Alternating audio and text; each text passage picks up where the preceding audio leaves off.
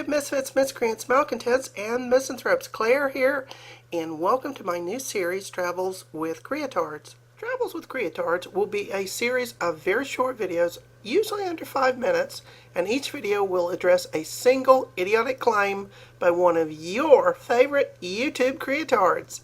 Tonight, Shockofgod. Shock recently made this remarkable claim with regard to scientific evidence supporting biblical truth. It is awesome. You know, the Bible refers to springs on the bottom of the ocean, like water bubbling up. And how could they know that there are springs on the bottom of the ocean? Yet, scientists discovered that the Bible is accurate.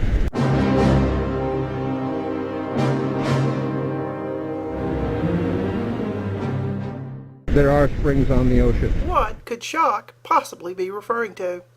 There are a couple of possibilities. The first one is this from the book of Job.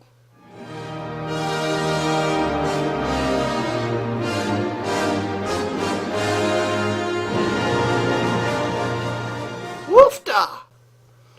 Now, what scientific information is Shock referring to? I suspect it has something to do with artesian wells. Artesian systems are a product of hydraulics and gravity and sloping sedimentary rocks. Groundwater percolates down through permeable rock, but eventually is confined by an impermeable layer of clay. The water then flows downslope until it eventually breaks through the surface as a spring. Continental shelf areas are parts of the continent and are often underlain by the same sloping sedimentary rocks that are found above sea level. In such cases, artesian systems may form in shallow sea. Back to Shock's apparent literal interpretation of Job 38:16. That passage is noted for its metaphorical and poetic language. It's God basically berating Job. And the passage in question could be interpreted as merely a poetic way of referring to the mysteries of the depths of the ocean.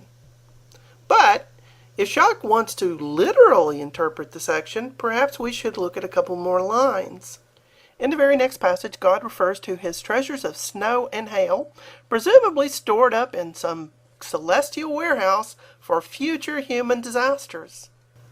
If you're going to interpret the previous section about springs in the depths of the ocean literally, then it follows rationally that you would interpret this section literally. I don't know about you, but it tells me the people who wrote the Bible didn't know a hell of a lot about the hydrologic cycle. It could be I've totally misinterpreted Shock's words and he wasn't referring to Job at all. Maybe he was referring to this passage from Genesis.